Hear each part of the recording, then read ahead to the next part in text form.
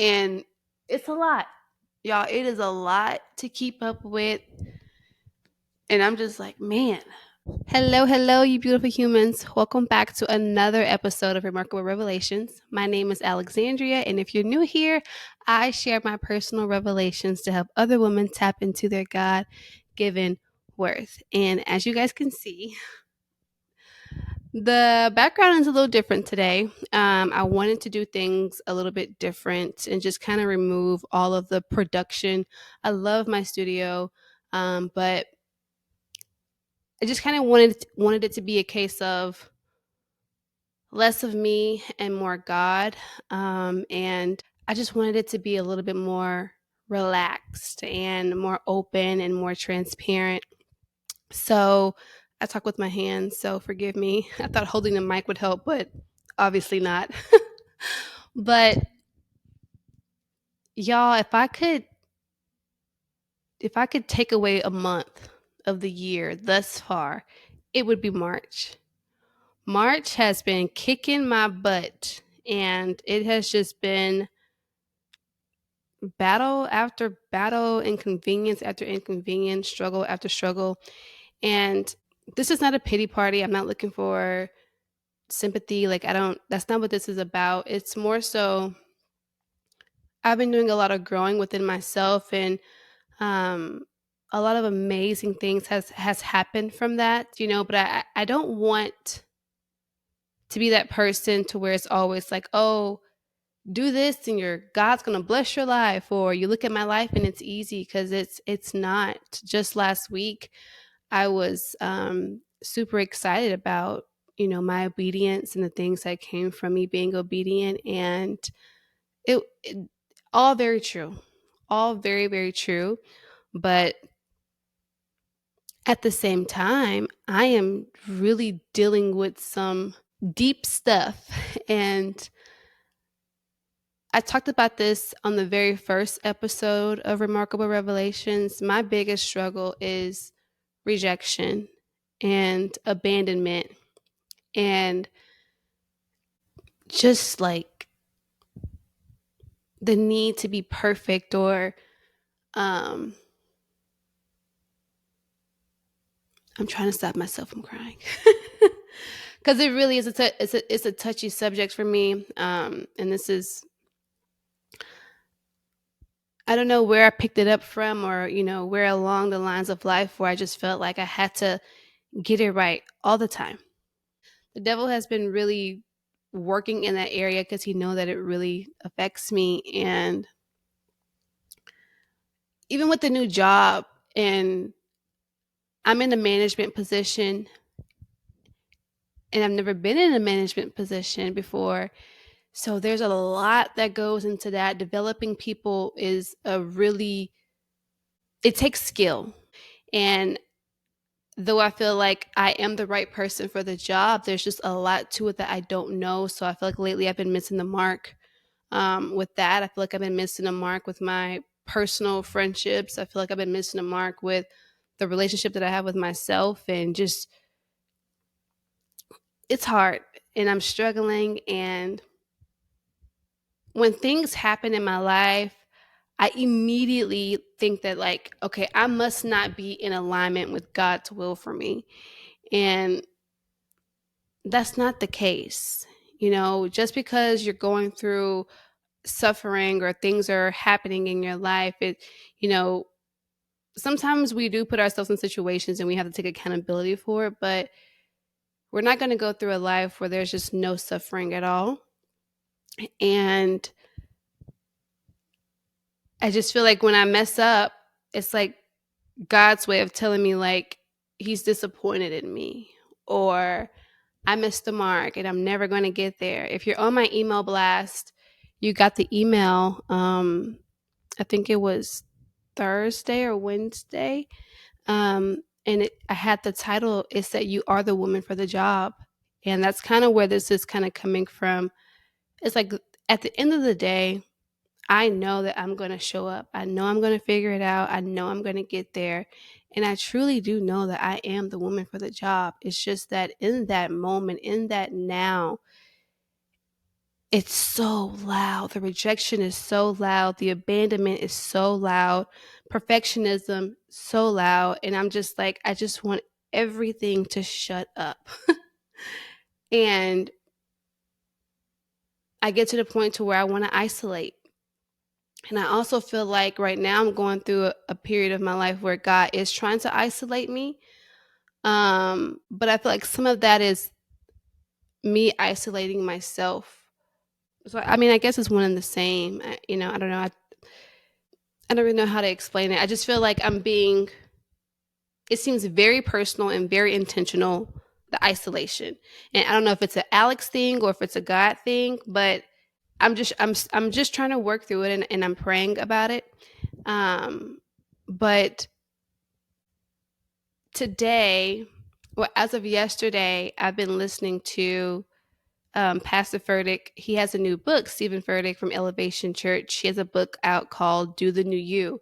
So I've been listening to it on Audible, and I think I'm on the fourth step of Do the New You. And one of the scriptures that he mentioned was Hebrews chapter 4, verse 15, and it said, "We do not have a high God that does not sympathize with us." God knows everything that I'm going through. And the thing is that even in the scripture, it says that Jesus went through the exact same thing. So he knows the abandonment. He knows the rejection. He knows the heartache. He sees the tears that you're crying every night. Like he gets it. So it's like, it's just hard for me because I really do my best. I'm trying not to cry.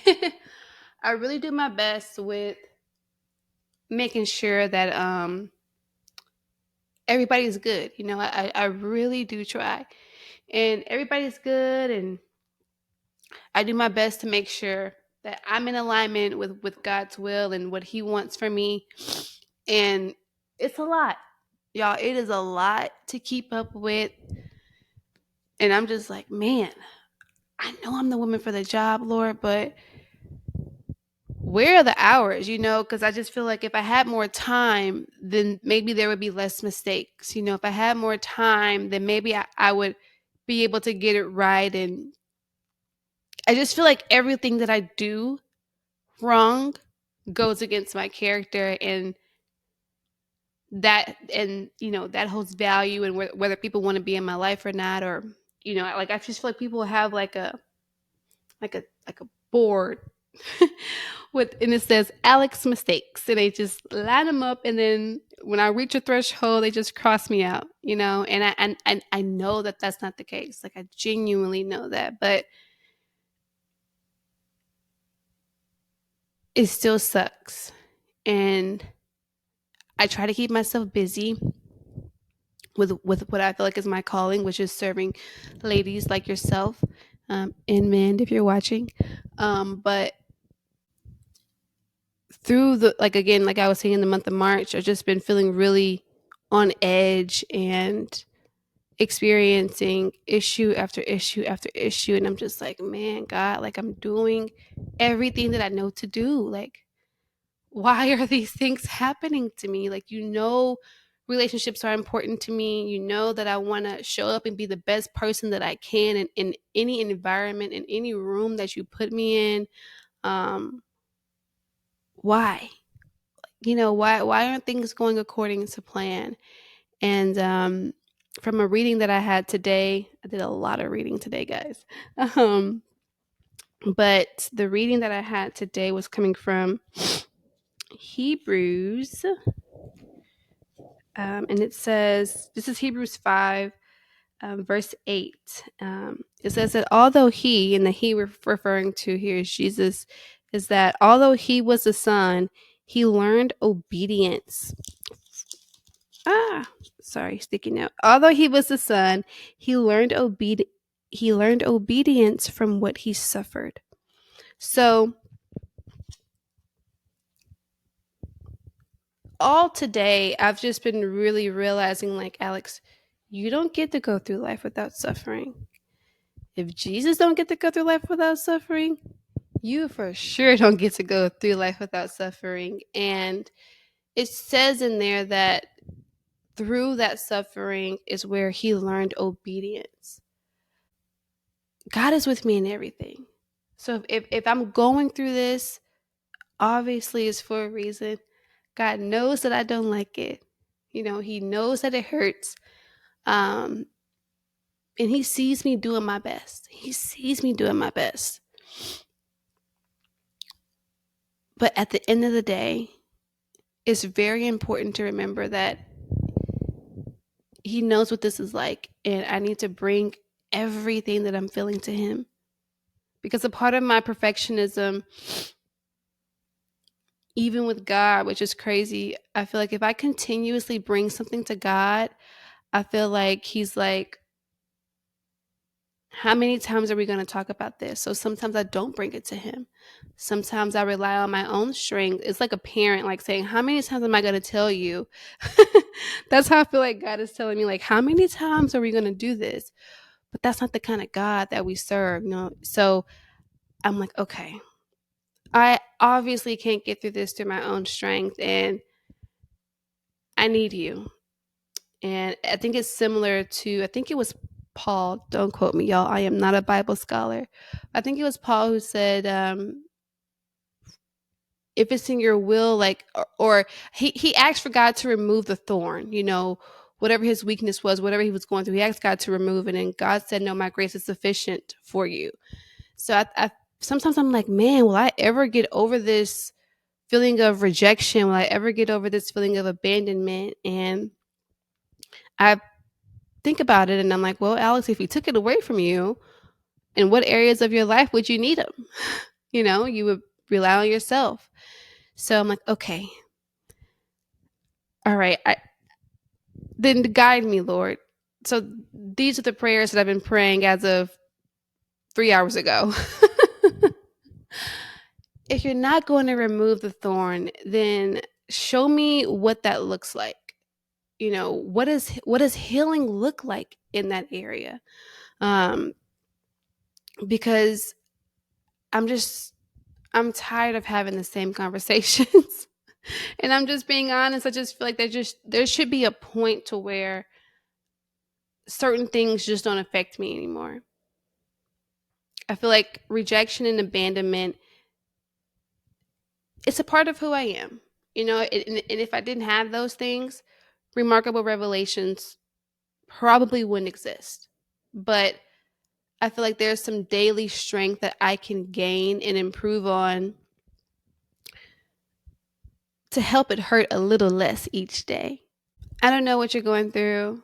I don't know if you're someone like me that struggles with rejection or abandonment, but I just want you to just keep going and know that God sees the tears. He knows the thoughts, he knows the fears, and he knows the pain and the heartache and the frustrations and all of it. But just take it to him. I'm telling y'all, this is so embedded into my skin. And I could say the word reject and I would cry. Okay. But keep going. Keep going. You're obviously going through it for a reason. And through your obedience of consistently bringing it to him, he will show up. One of the rules that Pastor Stephen Furtick has in his book is with God, there's always a way, and by faith, you will find it. And I am a persistent little girl, and I don't like to lose. So by faith, I know that there's going to be a way out of this. There's going to be an open door. Another rule of his is that God is not against me, but he's working through me and fighting for me. So don't think that when you go through suffering or things happen in your life, it's God saying like he's against you or you're not within his will for your life. No. through suffering, you learn so much, even though it doesn't feel good in the moment. It never does, right?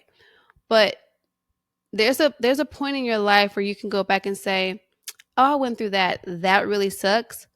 But I'm glad I went through that because look at all of this," right?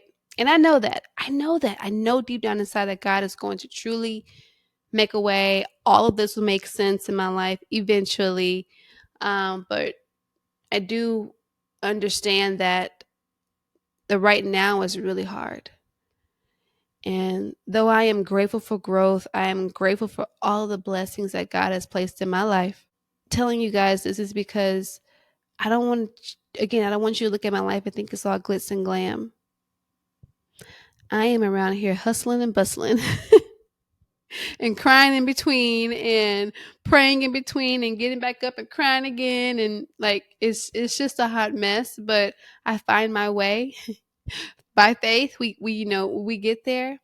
Um, that's really it, y'all. I just wanted to kind of let you guys know what kind of month and week I've been having.